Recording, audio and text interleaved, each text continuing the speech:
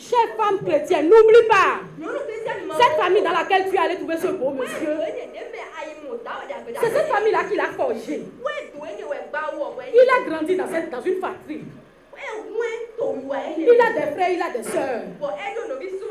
Ils ont appris à bâtir, à apprendre à s'aimer ensemble. Se discuter, se réconcilier. S'il y a une partie que tu aimes dans ton mari aujourd'hui, c'est qu'il y a des personnes qui ont cultivé ces choses en lui. Et donc, ces personnes sont désormais toi-même. Alléluia. Et c'est ce que le Seigneur veut de nous. Le Seigneur veut qu'il y ait une certaine harmonie dans la famille. Le Seigneur veut qu'il y ait une certaine harmonie avec nos beaux-parents, nos enfants.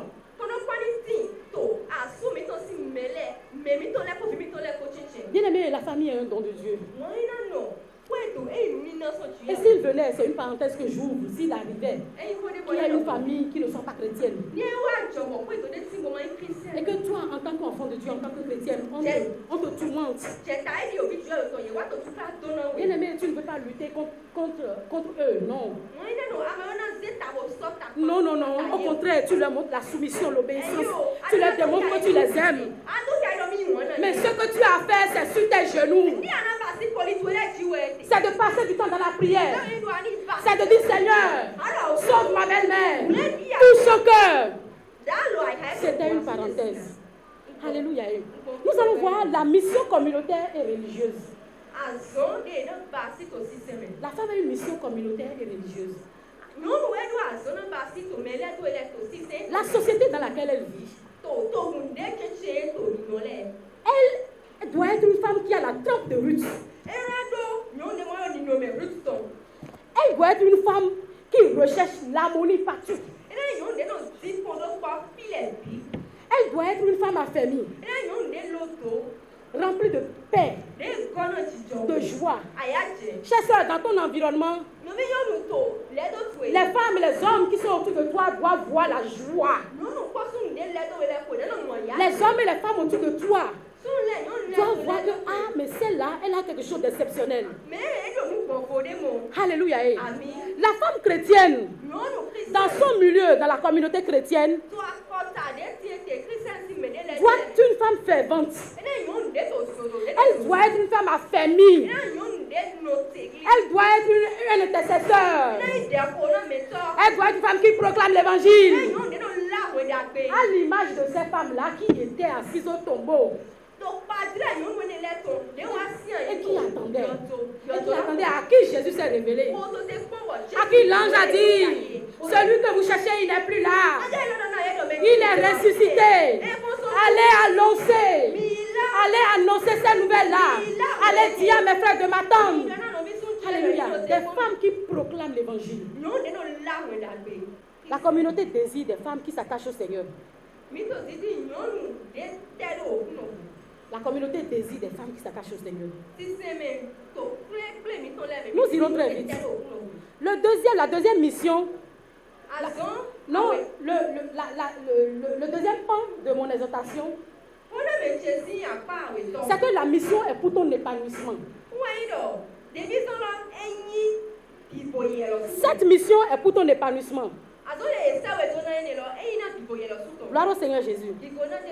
Voyez, lorsque tu es une femme, tu es cette femme-là, tu as la paix dans ton foyer. L'éducation des enfants est rassurée. L'éducation des enfants est rassurée. Tu as une bonne relation avec ton Créateur. Tu as un bien-être spirituel. Nous irons rapidement dans le livre de Proverbes. Le Proverbe 31. Nous allons voir rapidement l'exemple de cette femme-là. Cette femme-là que je nomme pas ton nom. Alléluia. Cette femme-là que je nomme pas ton nom. La Bible ne nous donne pas le nom de cette femme-là. Mais la Bible a dit qu'elle est une femme vertueuse. Le cœur de son mari a confiance. Son mari n'a pas peur. Même lorsqu'il sort, il s'en va, il ne s'inquiète de rien. Son mari est calme, il est tranquille. Il peut partir avec tranquillité. Le mari est rassuré. Elle lui fait du bien et non du mal tous les jours de sa vie. Cette femme dont parle le proverbe là, cette femme que tu dois être là, fait du bien à son mari tous les jours de sa vie. Elle n'est pas une femme coléreuse. Elle n'est pas une femme qui insulte. Elle n'est pas une femme qui veut se bagarrer avec son mari. Mais elle est stable et constante. Tous les jours, elle fait du bien à son mari. Et non du mal. Alléluia. Elle sait garder ses émotions. Gloire au Seigneur Jésus. Elle se procure de la laine et du lait.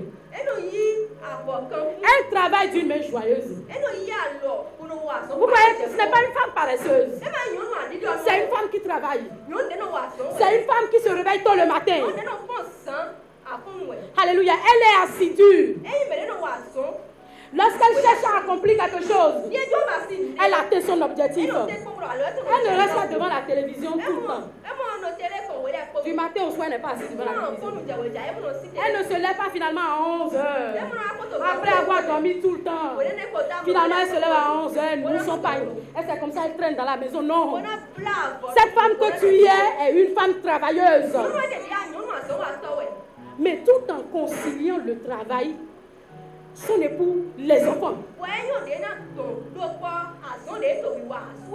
Ce n'est pas une femme qui met le travail en dessous, au-dessus de tout. Elle méprise sa relation avec sa famille. Elle fait le juste.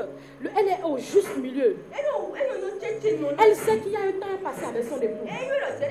Elle sent qu'il y a un temps passé avec ses enfants. Elle sait qu'elle a un temps pour travailler. C'est une femme très active et productrice. C'est une femme qui a de la compassion. Elle sait tendre la main à ceux qui n'en ont pas. Elle sait récupérer. Elle sait pardonner. Gloire au Seigneur Jésus. Très vite j'irai. Parce que mon temps est totalement parti.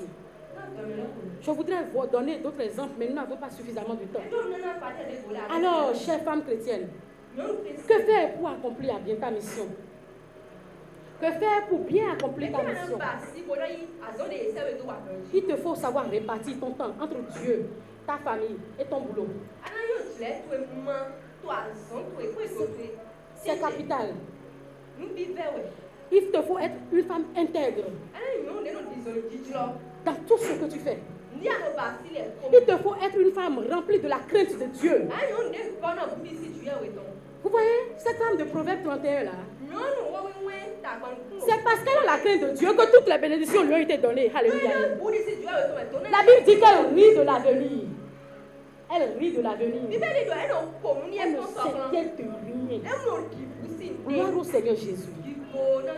Tu dois être une femme qui doit collaborer avec le Saint-Esprit.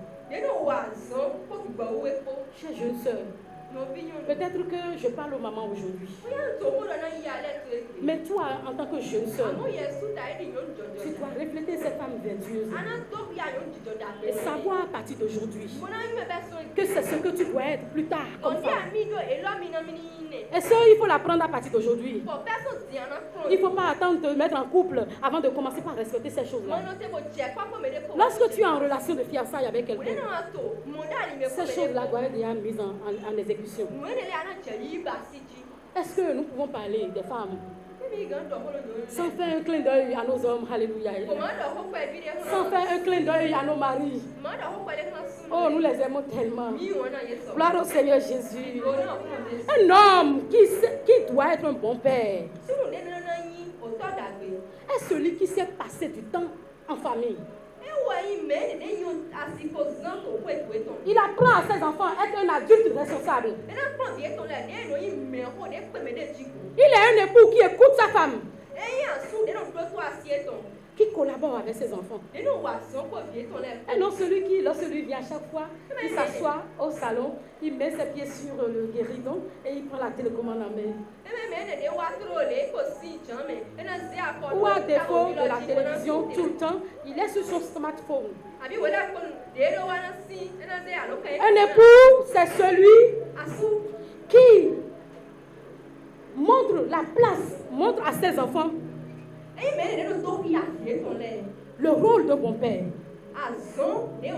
Dès le jeune âge, un tel père place son argent. Il place son argent avec sagesse. Et il construit la maison familiale. Il prévoit un toit pour ses enfants. Il protège ses enfants et son épouse. Alléluia. Il travaille afin d'assurer à la famille d'avoir de quoi manger. Il explique à ses enfants comment gérer l'argent. Comment se faire des amis. Et comment garder les amis. Et plus tard, lorsque son enfant sortira, il ne va pas s'inquiéter. Parce qu'il est sûr que la leçon a été bien reçue. Il fait les travaux, les exercices que les enfants ont avec lui. Pour lui montrer qu'il est bienveillant, qu'il veille sur lui. Cet époux-là, c'est celui qui peut aider par moment sa femme à la cuisine. Lorsqu'il aura le temps, on ne sait jamais. Et les enfants diront, papa et maman, aujourd'hui, c'est eux qui travaillent. Écoute, on entend leur voix, comment ils rient ensemble. Comment ils sont en train de sourire ensemble.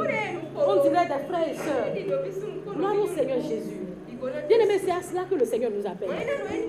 Chers sœurs, l'église a besoin, c'est vrai, l'église a besoin d'un réveil. L'église a besoin de la visitation divine. L'église a besoin de la plénitude du Saint-Esprit. Mais ce dont l'église a aussi besoin, c'est des femmes qui ont une relation saine avec eux.